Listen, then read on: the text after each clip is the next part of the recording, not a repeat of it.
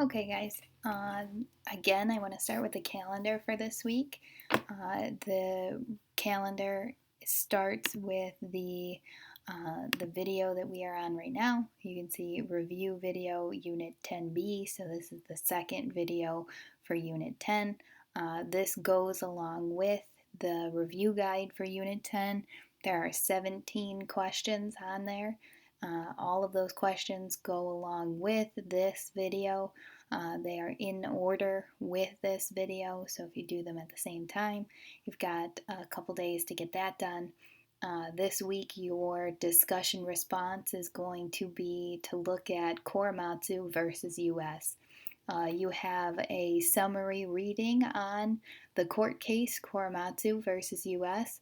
You have a reading on Executive Order 9066, and then there is a Washington Post article.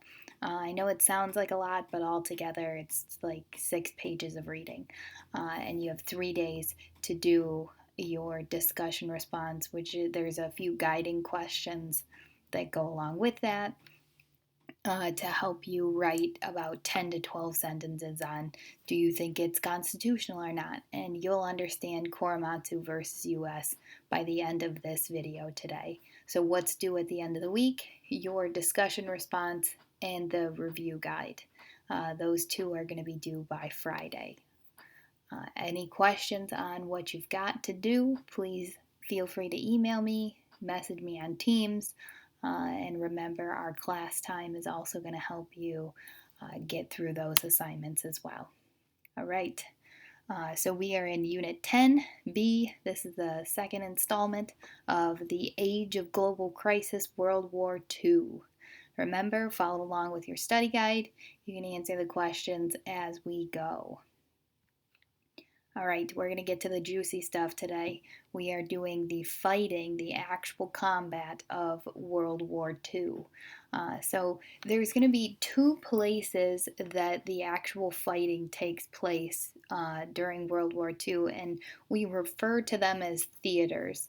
The first one is the European theater. What I mean by that is the fighting over in Europe. FDR, Churchill, and Stalin are all working together in order to regain France from Germany. The plan of how to take France back from Germany gets the name Operation Overlord, which I don't know why, but that always makes me think of Star Wars. I'm not a Star Wars person, so maybe I'm completely off base, but it's called Operation Overlord. Dwight D. Eisenhower is going to serve as the Supreme Commander. His name is going to come back. He is going to be a president in the future. So now we are seeing this trend of presidents from the military. They start in the military, then become president. It doesn't have to happen that way, but it has, so just point that out. The plan here for Operation Overlord was to attack all 5 beaches of Normandy all at the same time.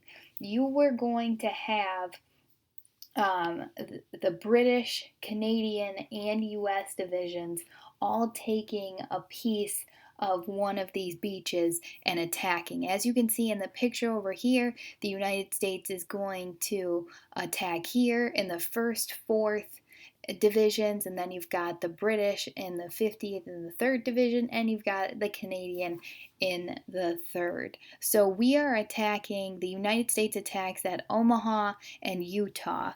And this attack of these 5 beaches was meant to get a foothold for the Allies in France in order to start this two-front war on Germany. We call this D-Day. So you've probably heard of this before. The U.S. is going to attack at Omaha Beach, where they're going to be met with heavy resistance. They suffer many casualties, but in the end, this was a successful fighting tactic because we are able to kind of put that fight up against Germany, push forward with this two-front war, which is exactly what we needed to bring this war to a point where it might end. More fighting in the European theater. The Soviets are going to start advancing east taking land. They want land, they want natural resources. Who are they taking it from? They're taking it from the Germans along the way. Hitler is going to call for a counterattack against the Soviet soldiers starting in December 44. This is going to take place in Belgium, and we call it the Battle of the Bulge. Germany is not going to succeed going up against the Soviets. And when Germany doesn't, that is exactly the hit against Germany that we needed. Not only do they use up their reserves, but it completely destroys the morale of German troops. They have this long, hard fight against the Soviets, and it doesn't end in a win, which really just destroys their want to move forward, to keep going. The Allied forces are going to continue to push into Italy. As they push into Italy and further into Germany, Hitler starts to get a little bit nervous. He sees the end is near, and by the end of April, Hitler is going to commit suicide. With his suicide, you see the fall of Germany, and by May, Germany is going to surrender to the Allies. What we call this surrender is VE Day, Victory in Europe Day. I know, again, with the abbreviations, it's not rocket scientist, but the United States is going to celebrate this victory. Now, just because there's victory in Europe does not mean the war is over. There is still a whole other front we are fighting. That other front that we are looking at fighting is the fighting in the Pacific, fighting in Asia. We call this the Pacific Theater.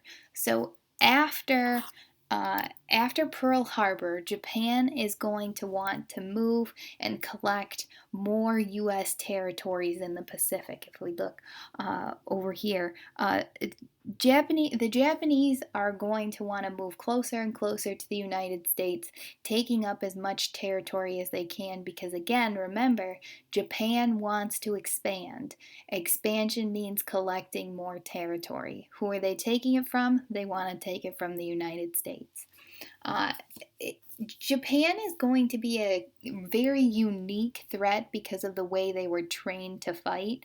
I know you remember from Global, the kamikaze fighters, they were ready to die, and that is something that is very hard to compete against when you're fighting a war, when your enemy just is ready to die. They aren't afraid of anything.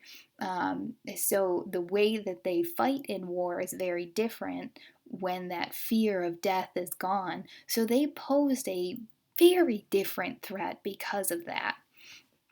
Some highlights from the Pacific Theater fighting: the Bataan Death March. This is going to be the forcible movement of Filipino and American prisoners of war, 85 miles. It just, the treatment of Japan against American prisoners of war is just incredibly brutal.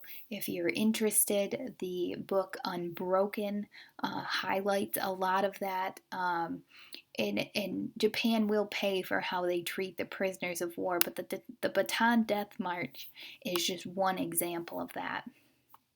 The battle at Midway Islands is a very unique battle because it takes place mostly in the air between the United States and the Japanese, while the Japanese are attempting to take the Midway Islands from the United States.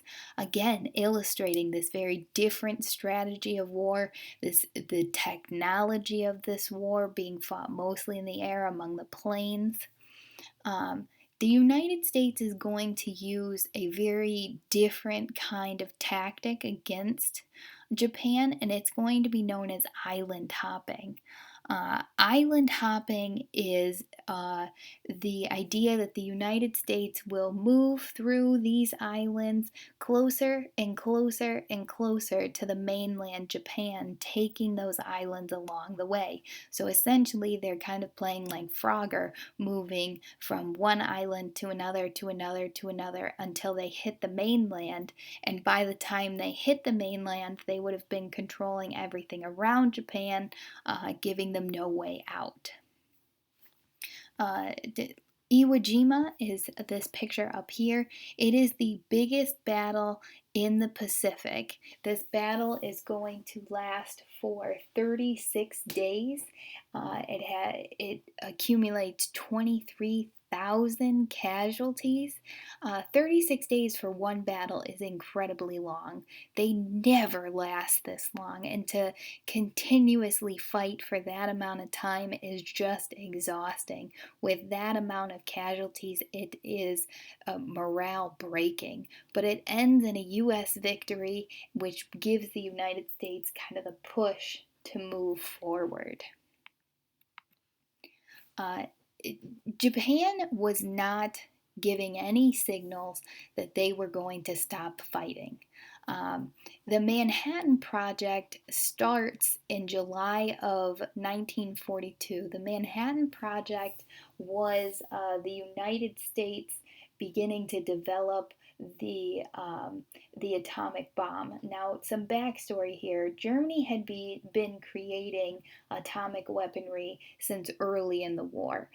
Germany is going to have some scientists escape, like Albert Einstein, that is going to bring that technology that Germany was using to the United States, which inspires the United States to begin the Manhattan Project, to develop our own atomic weaponry, just in case Germany were going to use it against us.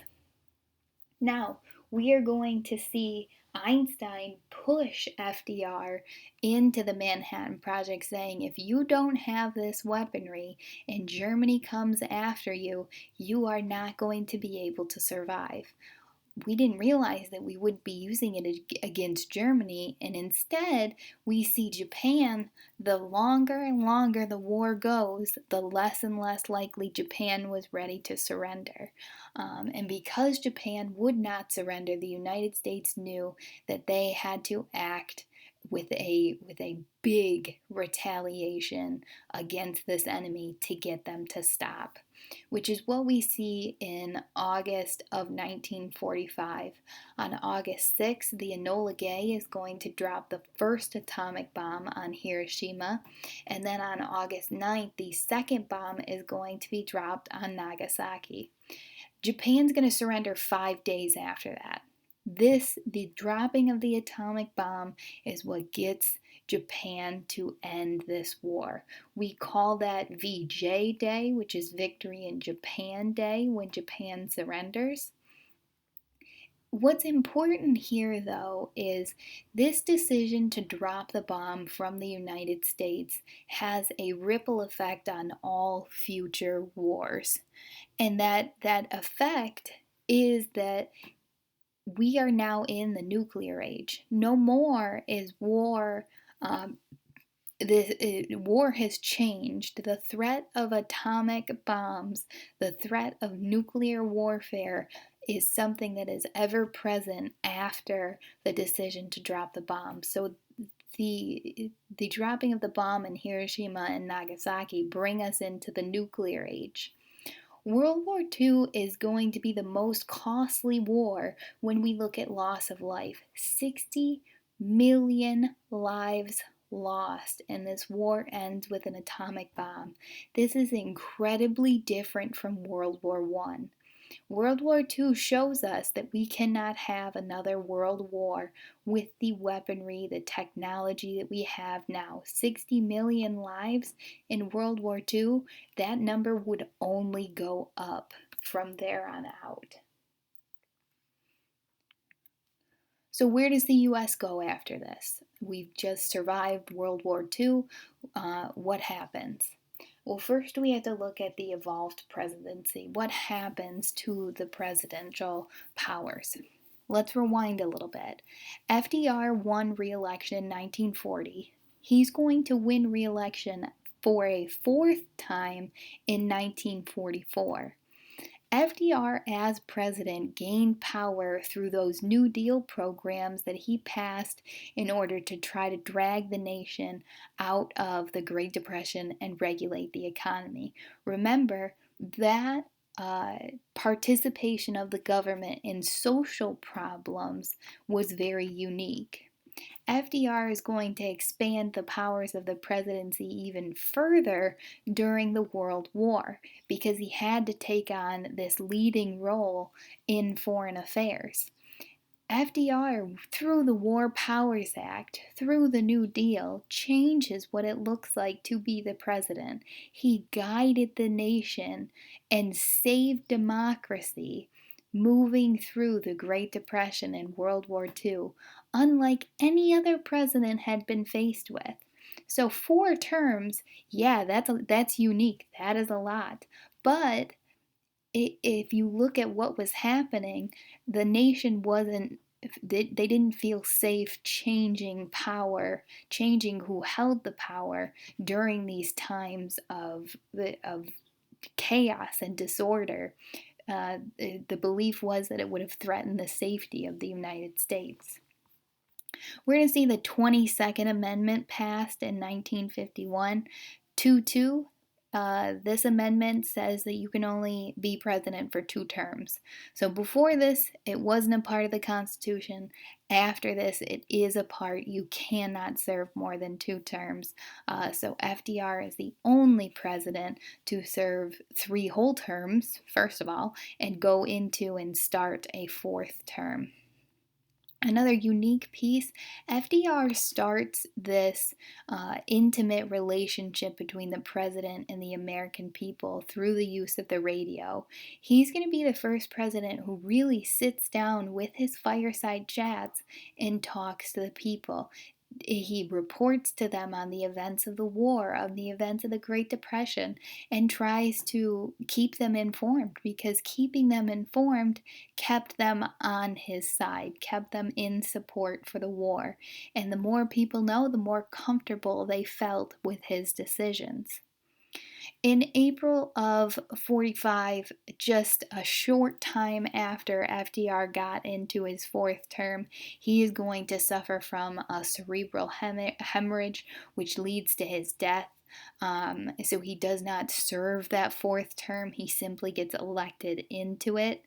But his legacy that he left behind is that he expanded the powers of the president to lead this nation, save us from falling into a dictatorship where other countries faced with the same problems we had fallen. Truman is going to be president following FDR. He was his vice president, so he becomes president. He will even expand the powers of the presidency by the decision to drop the atomic bombs. No president had been faced with that decision before, to completely decimate 2 large cities belonging to an enemy. That is huge for presidential power. So World War II really changed what it meant to be president. Now it came with a lot more power because of what these presidents had to do. Post World War II, the United States is going to get um, that label as a superpower.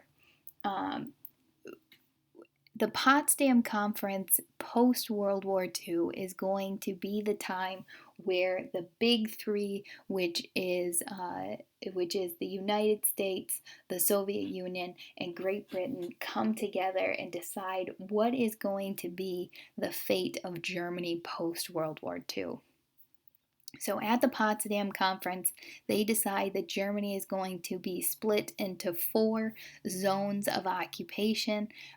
So the United States gets a piece, Great Britain gets a piece, the Soviet Union gets a piece, and France gets a piece. 4 zones of occupation.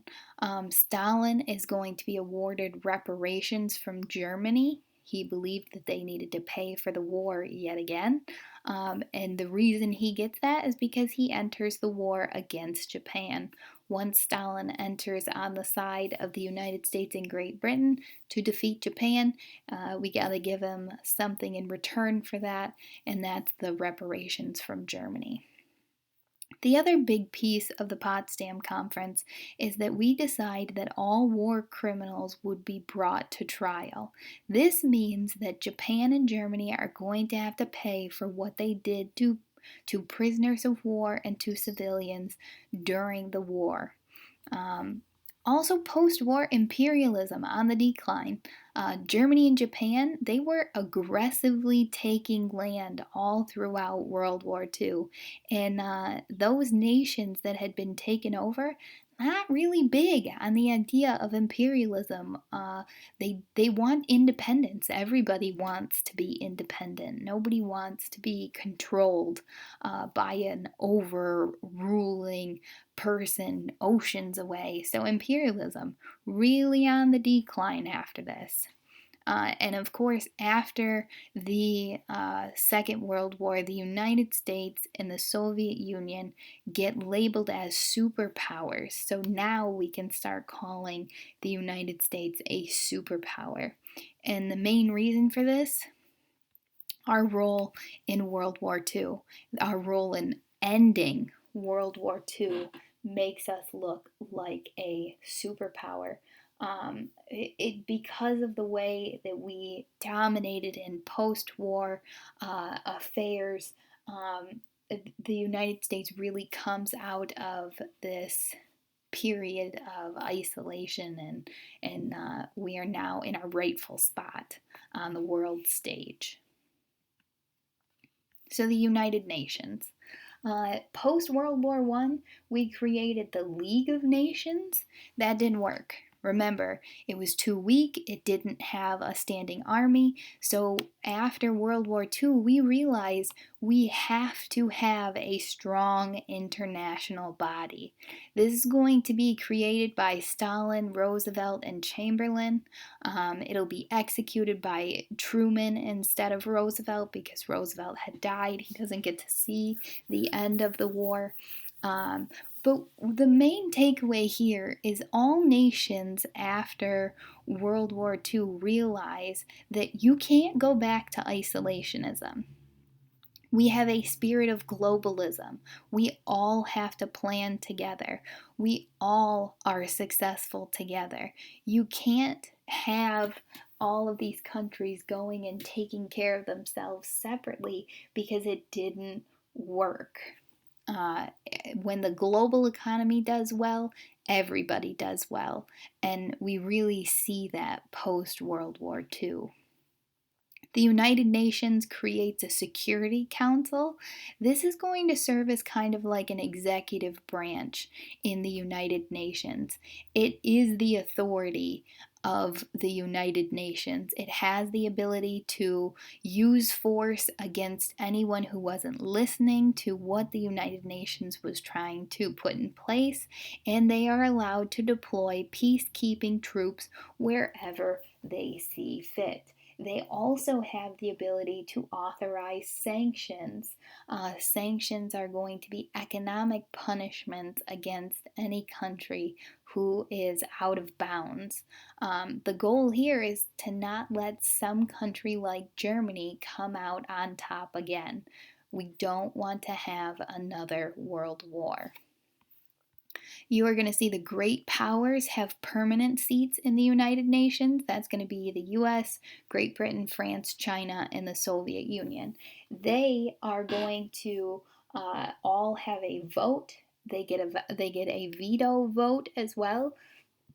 And no action can be taken without all five countries being in agreement. Now, if one country is absent, that's a different story. But all five of these great powers have to be in agreement for the United Nations to take action.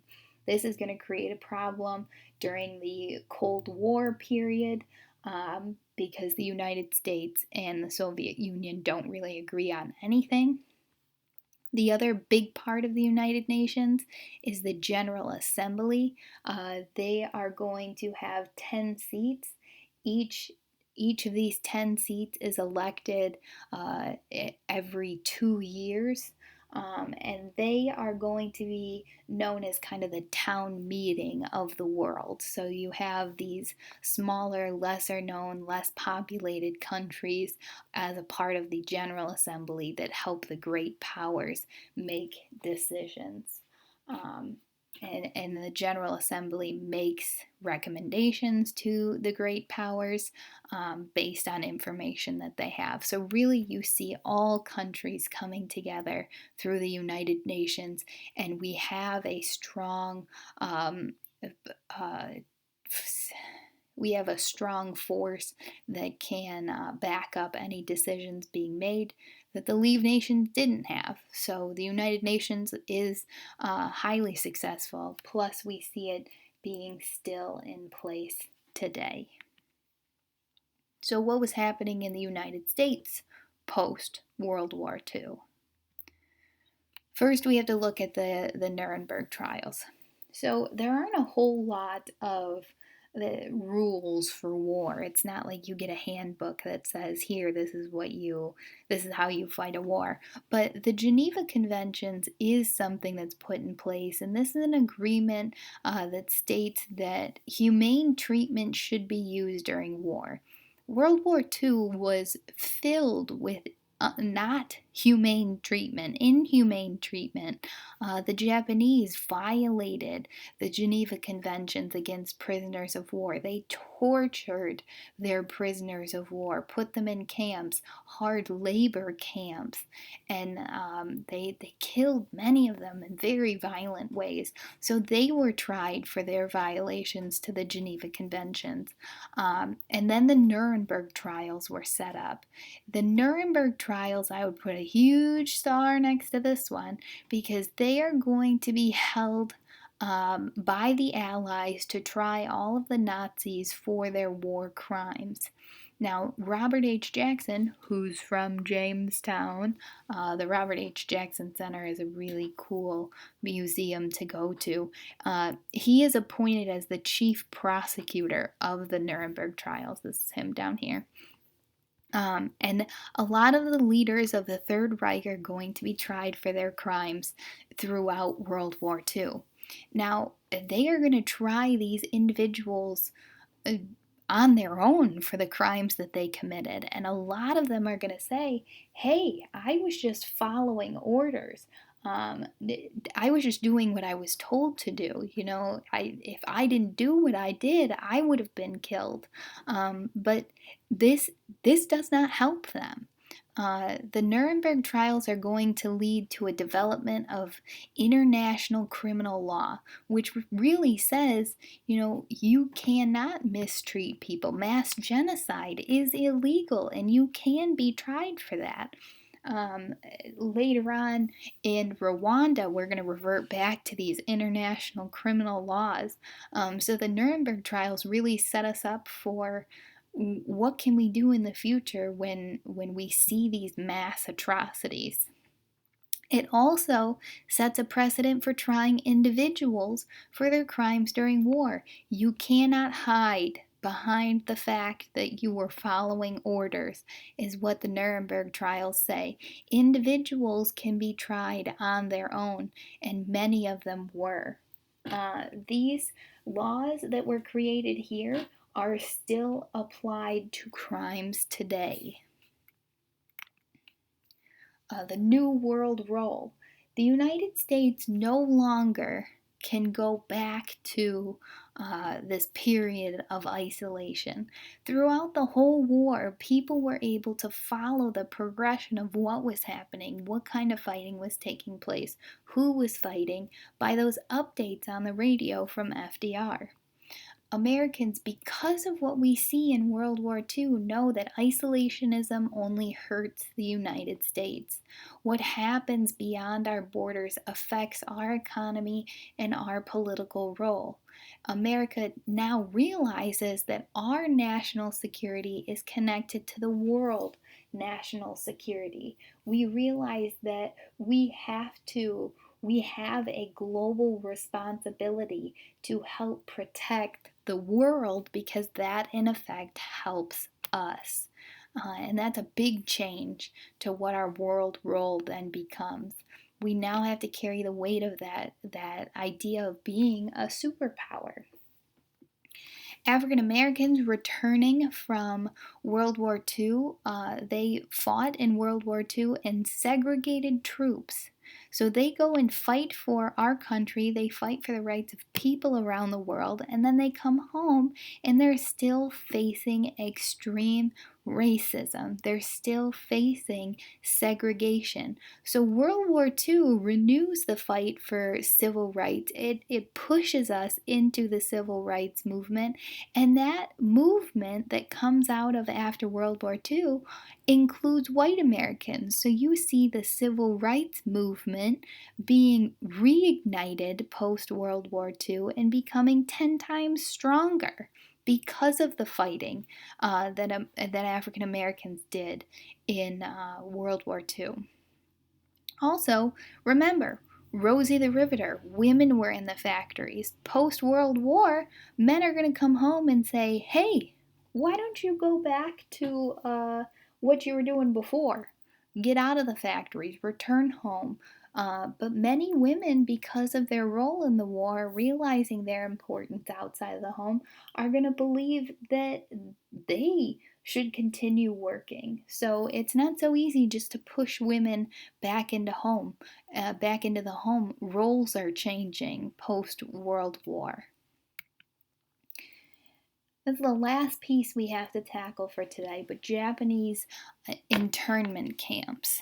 So, throughout the war, German, Italian, and Japanese immigrants are going to face extreme resentment in the United States. They wear the face of the enemy.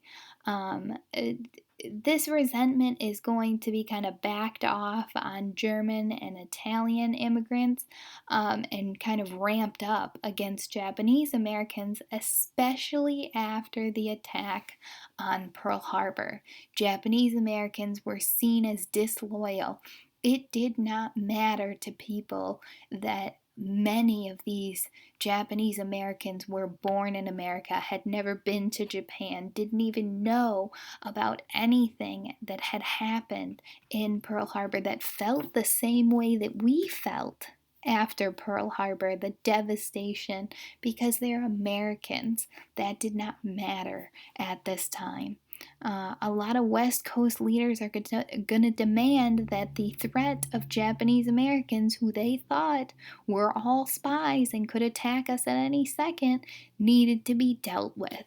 So FDR issues what's known as Executive Order 9066 in February of 1942.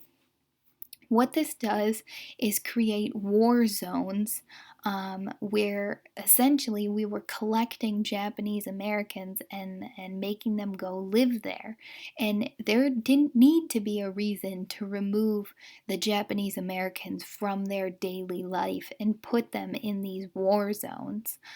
So by September of 1942, more than 100,000 Japanese Americans will be moved into these camps, pulled from their homes, pulled from their lives. Their businesses will close just because they're Japanese Americans.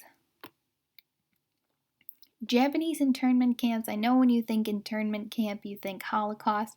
This is what they looked like. So we converted, these wide open spaces out in the middle of nowhere that no one was really living, and we turned them into camps. Uh, and the reason that Japanese Americans were so easily targeted is they had very little political representation. I want you to think back to the Native Americans, how easily they were targeted because they had no political representation, and they were taken right from their homes, their lands, and pushed out where nobody wanted to live. Same things happening here, but now instead of calling them uncivilized dangers, we're calling them spies for the enemy in World War II. Japanese Americans are going to try to move out of the war zones and into the interior states just to get away so that they don't have to live in this kind of atmosphere. But people begin to object. So that leads the War Department to adopt the policy of internment, which meant that they could temporarily take any Japanese Americans and force them to live in these camps. And they were not allowed to leave the camps. You can see this picture down here. They were put there. Schools were in these camps. They had their own businesses, their own churches. Everything was in the walls of these camps. They were not allowed to go outside. Now, the camps weren't the level of Holocaust and internment camps, but they did experience food shortages, poor shelter, underfunded schools, not great medical care. You're going to see people who are living in terrible conditions. They're not allowed to conduct their day-to-day activities. They had to be pushed out of their businesses. So they essentially got the American dream ripped right from them. And the case that goes along with Japanese internment is Korematsu versus the US. So you're going to have Fred Korematsu, who is a Japanese American who was born in the United States, and with the Executive Order 9066, he is going to be someone who was forced to move to a Japanese internment camp, regardless of the fact that he was an American citizen. He had never been to Japan. He was born in America, raised in America, but because of what he looked like, because of his descent, he was being forced to move. Now, Fred Korematsu says, I'm not going. I'm not going to these camps. I don't have to. I've never done anything. I am not a threat. And because of his refusal to move, he was arrested and sentenced to 5 years probation. Now, he's going to appeal all the way up to the Supreme Court, saying this is a violation of my rights as an American to be removed from my home, to be forced to leave my job, to have my family be forced to leave their jobs, and that's not right. The government can't do this. But the Supreme Court is going to come back and uphold the government's power to force people to move to these internment camps, and they say that because it's during wartime, the threat of the country, to protect the country, is at a higher value than the liberties of the people. So we've heard this before, that the government can take away people's rights during wartime for the betterment of the country. If you remember back to Schenck versus US, when he tried to tell people not to join the war effort, and he had his freedom of speech, his First Amendment rights of expression, taken away because, again, the reason was it's during wartime. The government doesn't have an obligation to protect the rights of the people during wartime. And they say it again during Korematsu versus US. Now, the government is not going to apologize to the people, the Japanese Americans that were forced into internment, until 1988.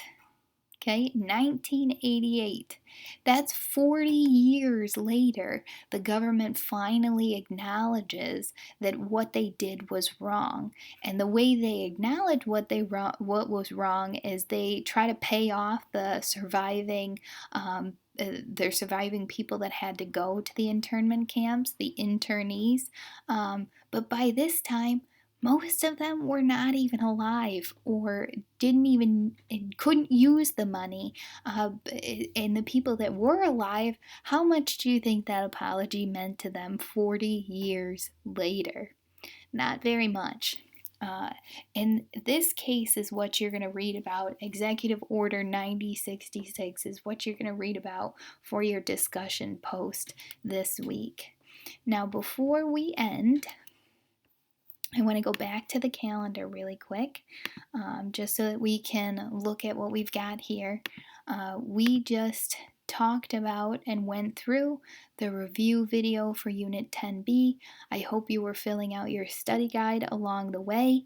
Now that you know about Korematsu versus US, you're going to go back and do those readings to answer your discussion post.